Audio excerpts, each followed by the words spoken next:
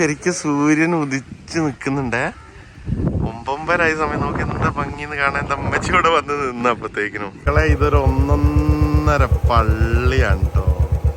ഇങ്ങോട്ട് നോക്കി, ഇതാണ് പള്ളി. ഏത് നമ്മൾ ചുരത്തുനിന്ന് നോക്കിയാൽ കാണുന്ന പള്ളി. നമ്മളിപ്പോൾ പള്ളിയിലാട്ടുള്ളത്. ഗൈസ്, ഇന്നത്തെ നമ്മളൊരു വീഡിയോ എന്ന് പറഞ്ഞിട്ടുണ്ടെങ്കിൽ, നമ്മൾ ചുരത്തുകൂടെ നമ്മൾ താമരശ്ശേരി ചുരത്തുകൂടെ പോകുമ്പോൾ അതിൻ്റെ മേലെ നോക്കുമ്പോൾ ഒരു പള്ളിയാണല്ലേ, ഒരു കൊട്ടാരം പോലെ പള്ളി. ആ ഒരു പച്ചപ്പിൻ്റെയും മലകളുടെയൊക്കെ ഇടയിലൊരു പള്ളിയും കുറേ ബിൽഡിങ്ങുകളൊക്കെ നല്ല ഭംഗിയില്ല പള്ളി കാണാൻ. ഇന്ന് നമ്മൾ ആ പള്ളി കാണാനാട്ടോ പോകുന്ന വീഡിയോ.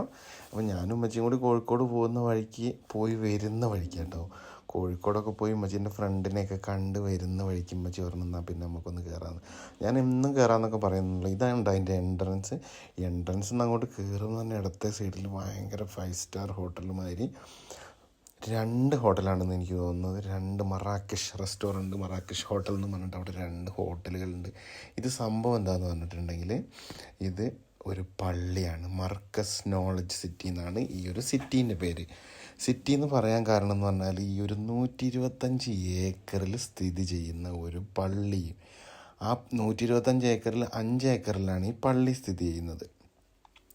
പിന്നെ 100 ഏക്കർ സ്ഥലത്ത് മുഴുവനും ബിൽഡിങ്ങുകളാണ്. ഹോട്ടലുകൾ, കോളേജുകൾ, സ്കൂളുകൾ, പിന്നെ hospitals, Unani hospital, Unani medical college, അങ്ങനെ ഒരുപാട് സംഭവങ്ങളുണ്ട് കേട്ടോ.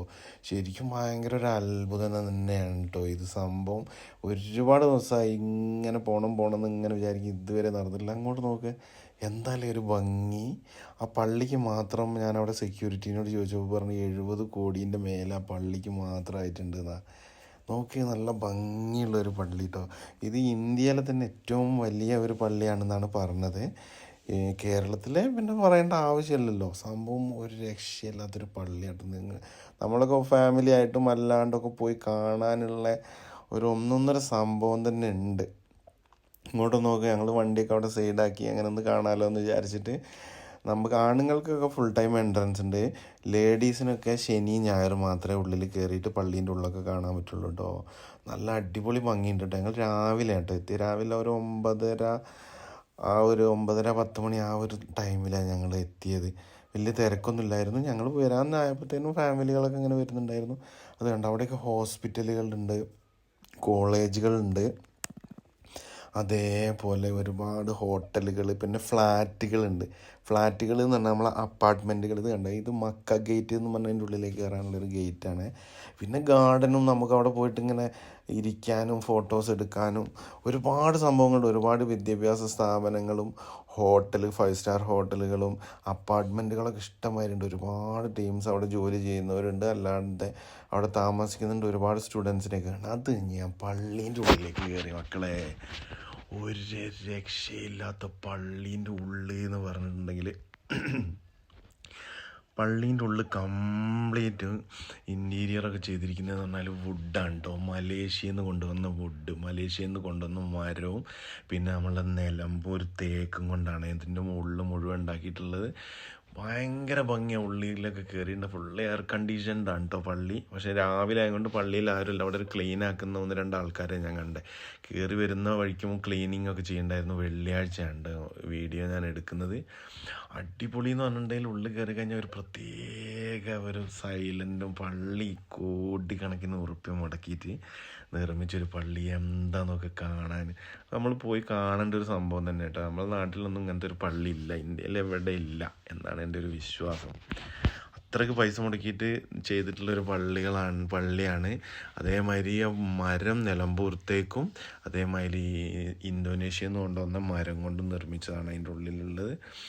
പിന്നെ ഞാൻ അങ്ങനെ കുറച്ച് നടന്ന് അവിടുന്ന് സെക്യൂരിറ്റീനോടൊക്കെ ചോദിച്ചപ്പോഴാണ് എന്നോടിങ്ങനെ പറഞ്ഞത് 125 ഏക്കർ സ്ഥലത്ത് സ്ഥിതി ചെയ്യുന്ന പള്ളിയാണ്. അതിൽ 5 ഏക്കർ സ്ഥലത്ത് ഈ മുഴുവൻ പള്ളിയാണ്. 100 ഏക്കർ സ്ഥലത്ത് ബിൽഡിങ്ങുകളും സ്കൂളുകളും ഹോസ്പിറ്റൽസും അപ്പാർട്ട്മെൻറ്റ്സും സംഭവങ്ങളൊക്കെയാണെന്ന്. പിന്നെ ബാക്കി 20 ഏക്കർ സ്ഥലത്ത് മുഴുവൻ തോട്ടമാണ്.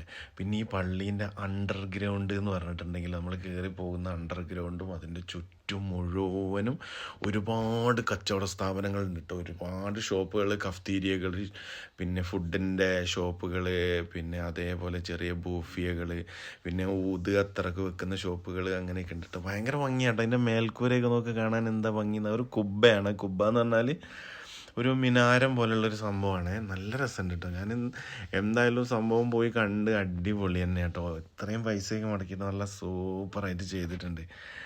പിന്നെ ഞങ്ങൾ പുറത്തേക്ക് ഇറങ്ങിയപ്പോൾ നോക്കി എന്താ ഒരു ഭംഗി എന്നറിയാം. നല്ല മുനാരങ്ങളും അതിൻ്റെ മേലെ കുബ്ബ എന്നാണ് അതിന് പറയുക കേട്ടോ. അതേമാതിരി കുബ്ബകൾ നമ്മൾ സൗദി അറേബ്യയിലൊക്കെ ഇങ്ങനത്തെ പള്ളികളൊക്കെ കണ്ടിട്ടുണ്ട്. ഇന്ത്യയിൽ ഞാൻ ഫസ്റ്റ് ടൈമാണ്. ഞാനിങ്ങനെ പഞ്ചാബ്, ഹൈലിയ, രാജസ്ഥാൻ, ഹൈദരാബാദൊക്കെ പോയിട്ടുണ്ടെങ്കിൽ അവിടെ പഴയ പള്ളികളെ കണ്ട. ഇത്രയ്ക്ക് പുതിയ പള്ളികളൊന്നും ഞാൻ ഇതുവരെ കണ്ടിട്ടില്ല. അങ്ങോട്ട് നോക്കുക, അതൊക്കെ ഹോസ്പിറ്റലുകളും സംഭവങ്ങളൊക്കെയാണ് കേട്ടോ ആ കാണുന്നത്. ഒരുപാട് കുട്ടികൾ അവിടെ പഠിക്കുന്നുണ്ട്. പിന്നെ അങ്ങനെയുള്ള ഓരോരോ സംഭവങ്ങളാണ് കേട്ടോ. ഹോസ്പിറ്റലുകൾ, സ്കൂളുകൾ, സംഭവം എന്തായാലും അടിപൊളി തന്നെ കേട്ടോ. 125 ഏക്കർ സ്ഥലത്ത് നമ്മൾ ആ ചുരത്തുനിന്ന് അങ്ങനെ നോക്കിയാൽ കാണുന്ന ആ ഒരു ഇതുണ്ടല്ലോ, നല്ല അടിപൊളി. എന്തെന്ന് പറയാം, നമ്മൾ ഫാമിലിയൊക്കെ പോയി കഴിഞ്ഞിട്ടുണ്ടെങ്കിൽ പള്ളിയിൽ കയറി നിസ്കരിക്കുന്ന സംഭവങ്ങളൊക്കെ ചെയ്ത് കണ്ടോ. ഇത് അതിൻ്റെ അണ്ടർഗ്രൗണ്ടാണ് കേട്ടോ. അണ്ടർഗ്രൗണ്ട് ഇതാണ്ട്. അവിടെ പെർഫ്യൂമിൻ്റെ ഷോപ്പുകളുണ്ട്. അപ്പുറത്ത് വേറൊരു പെർഫ്യൂമിൻ്റെ ഷോപ്പ്, ഉള്ളിൽ ചെറിയ കഫ്തീരിയകളൊക്കെ ഉണ്ട്. കഫ്തീരിയ എന്ന് പറഞ്ഞാൽ കോഫി ഷോപ്പുകളും അതേമാതിരി ഫുഡ് ഐറ്റംസിൻ്റെ ഷോപ്പുകൾ. പിന്നെ വർക്കൊക്കെ നടക്കുന്നേ ഉള്ളൂ കേട്ടോ. ഇതിപ്പോൾ ഓപ്പൺ ആയിട്ട് 2 വർഷമായിട്ടേ ഉള്ളൂ. പള്ളീൻ്റെ പണിയൊക്കെ തുടങ്ങിയിട്ട് 10 വർഷത്തിൻ്റെ മേലെയായി എന്നാണ് എന്നോട് അവിടെ നിന്ന് പറഞ്ഞത്. എന്തായാലും നിങ്ങൾ ചുരത്തുന്ന എന്തായാലും നമ്മളതൊക്കെ കാണുന്നതല്ല. അപ്പോൾ ഒന്ന് പോയി കാണുക എന്ന് പറഞ്ഞിട്ടുണ്ടെങ്കിൽ നൈസാണ്. അണ്ടർഗ്രൗണ്ടും ഇതൊരു അണ്ടർഗ്രൗണ്ടാണ് പള്ളി. അണ്ടർഗ്രൗണ്ടിലാണ് ഈ ഷോപ്പുകളൊക്കെ ഉള്ളത് കണ്ടോ. നല്ല അടിപൊളി സംഭവം കേട്ടോ. ഒന്ന് പോയി കാണേണ്ട തന്നെ. അപ്പോൾ ഗൈസ്, നമ്മൾ മർക്കസ് നോളജ് സിറ്റിയിൽ നിന്നും 70 കോടി ഉറുപ്പ്യയിൽ കൂടുതലായി എന്ന് പറയുന്ന ഈ പള്ളി ഉണ്ടാക്കാൻ വേണ്ടിയിട്ട് 5 ഏക്കർ സ്ഥലത്താണ് ഈ പള്ളി അടിപൊളിയാണ്. ഇന്റീരിയലൊന്നും ഒരു രക്ഷയല്ല. ഫുള്ള് ഇന്തോനേഷ്യന്ന് മരവും ഇന്തോനേഷ്യൻ വുഡും പിന്നെ നമ്മളെ നിലമ്പൂരത്തേക്കൊക്കെ കൊണ്ടുവന്നിട്ട് ചെയ്തിട്ടുള്ളതാണ്. ഒരു കാണേണ്ട ഒരു കാഴ്ച തന്നെയാണ്. അടിപൊളി സംഭവമാണ്. നമ്മളെ നോളജ് സിറ്റി, നമ്മൾ ചുരത്തുനിന്ന് നോക്കുന്ന കാണുന്ന പള്ളിയാണ് നമ്മളെ ഈ ബേക്കിലുള്ള.